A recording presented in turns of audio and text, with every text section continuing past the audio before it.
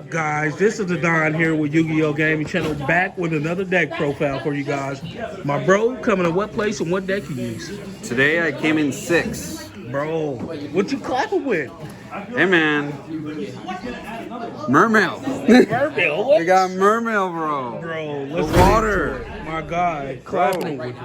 Taking them under the sea. All right, here's what we got in the main. So let me just move these QCRs.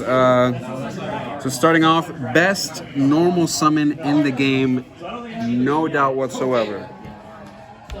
Prince, not a non-summon effect, it's an ignition effect, but you know, sending from deck to grave as cost.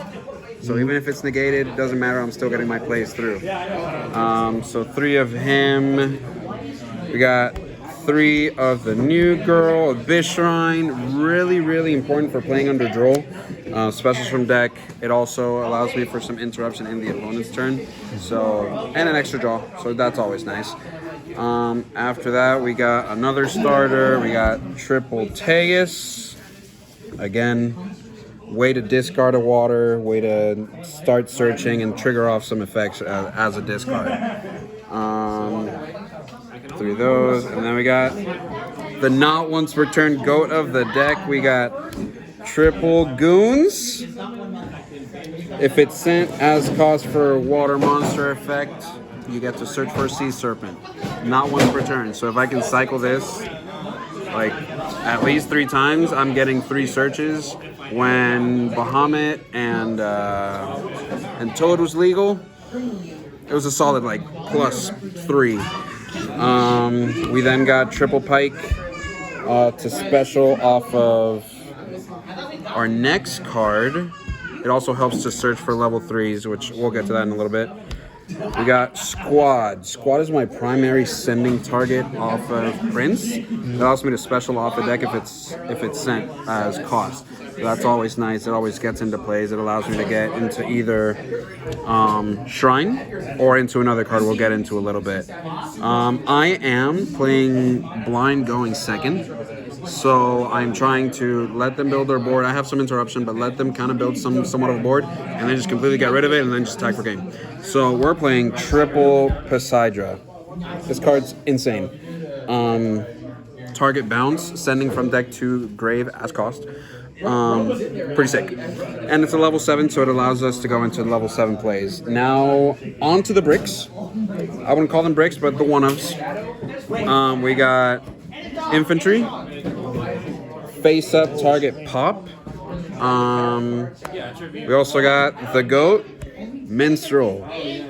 Discard it and another water monster. Look at your opponent's hand and then banish one till the end phase. There's nothing as strong in this game as hand knowledge. So if you know they have no interruption, or you get rid of their strongest interruption, you're set.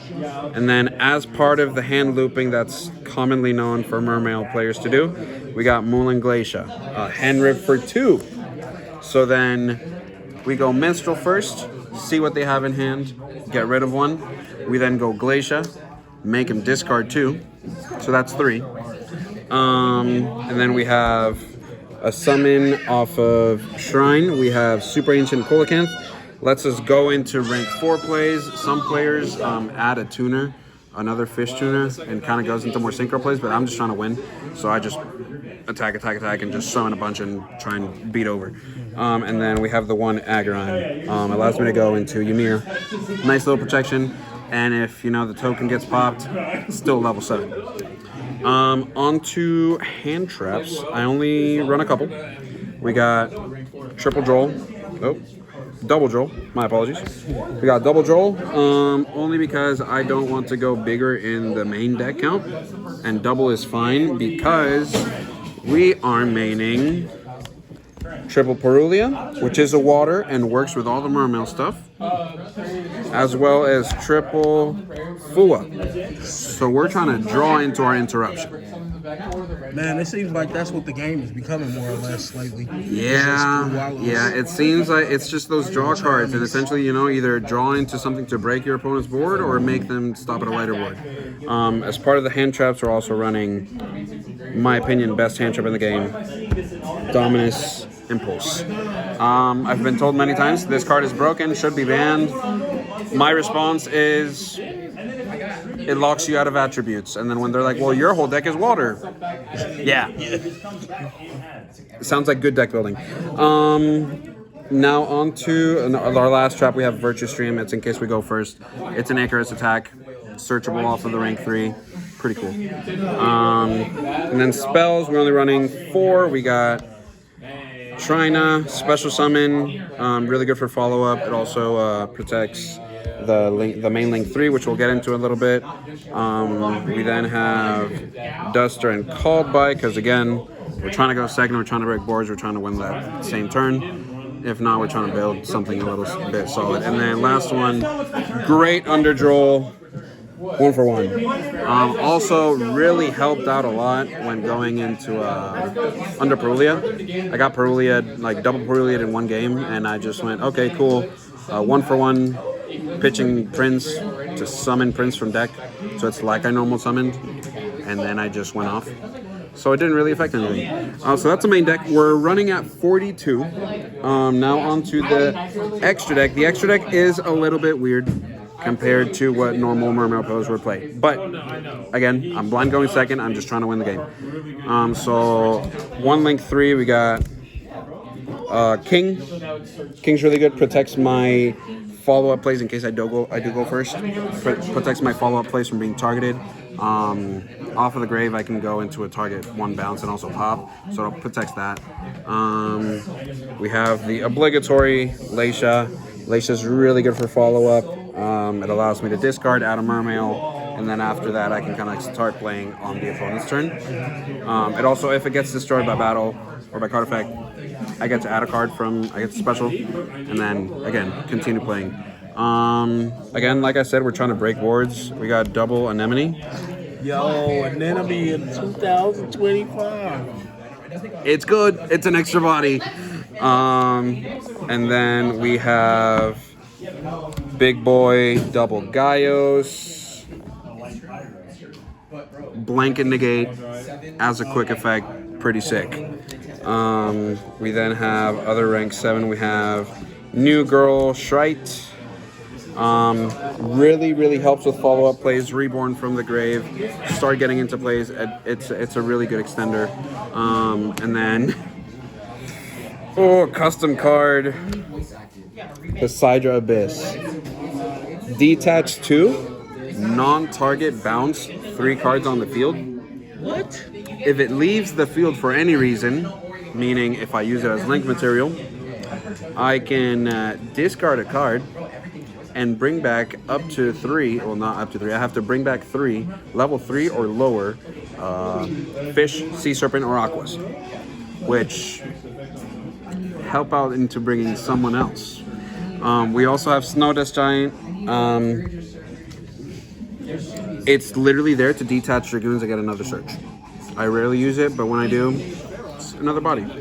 And then we got, for the rank 3s, we got the Virtue. Adds you a Virtue Stream. It also detach 1 and return a card from the grave to hand. So it helps in case I have to play around some certain things. It helps add a Prince back to hand for follow-up or for disruption on the opponent's turn. And then now we got 3 synchros. We got Ymir, like we showed with Agarine. Pretty solid level 10. Protects my things, and then banish on the opponent's field. And then the reason why Poseidra is so important to bring back 3 level 3s is to complete the hand loop. So now we have 1 off of Minstrel. We add 2 off of Moulin Glacier. So now I know what they have in hand. So assuming they've interrupted at least once, they have 1 card left in hand. We go Trish. Hand loop for 4. Banish from the grave. Strip them from their resources. And then let's go into the side deck. Now, contrary to popular belief with Mermail decks or with water decks, I don't run Battery Statue. For some reason, I thought that doing the hand rip for 4 is less degenerate than running Battery Statue. I've been proven wrong. So, for now, we have double Minstrel for going first, so we can make it 3 to really ensure that hand rip combo is going off. We then have Marksman. If I'm playing against a back row heavy deck, it helps pop a back row. It's an extra water. And then I like my extra deck, my side deck, to be very flexible. So then I'm trying to go second. I'm trying to stop them from playing. But if I need to go first, or if I need to change my extra deck, I have Ash and the side deck, which is a little weird, but that's where she's at the moment. We also have triple imperms in the side deck too. If I'm playing against a rogue deck that I know that I can stop with either an imperm or an ash, that's when they come in. But for the most part, a lot of these meta decks, imperms, ashes, low impact hand traps are not doing much. So that's why I got the Charmies in the main. I got the Drolls.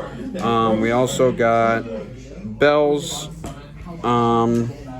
Pretty solid into most matchups. It's not broken, but it's pretty solid. Can work somewhat into Malice, can work somewhat into definitely into Mitsu. If I can Bell their Murakumo from coming back, that's nice. And then last three, mandatory. If I don't have a grave, I lose. So I kind of have to prevent them from banishing stuff. But that's the deck. We got the 15 on the side. I also played this deck. I took it to regionals last weekend. It's pretty good, 5-3. I feel like if I had water barrier statue, I probably could have won more. That's fair. But I didn't want to, and now I know. You know, sometimes you got to do what you don't like to win. So I might be adding that into the deck coming up. Hey man, that's pretty broken, bro. That deck is nuts. But man, you got a shout out for us, bro? Bro, shout outs to Pink Elephant, man. The community here is insane. It's really helped me to grow as a player. I went to my first regional in like February, and that compared to going now, the level I was at then, and like the amount of pressure and like stress and anxiety I had then versus now, I went there and I was just, bro, these are just other players, you know, we're just competing. And I feel like a really competitive community, especially like what we have here, has really helped with that. Big shout out my boy Adon, my boy Porsche, boy Nick, you know, they're always there. And it's your boy Porsche. Hey, yeah, shout out. The description in the link. We got the master of WWE, and we got Bricked Up Gaming in there too for Nick. But huge shout out also to Rick. You know, he's been there for us in the good times and the bad times. He's been a huge presence for me. And so I really appreciate everything he does. I really appreciate him at all. But man, shout out to the whole community. The whole community is really supportive. Man, everybody, bro. Everybody, well, most everybody's gone, but you know, when they were all here, we appreciate you guys. You already know. Thank you, Ed, for the deck profile. With that, bro, we'll catch them in the next video. Peace. See ya.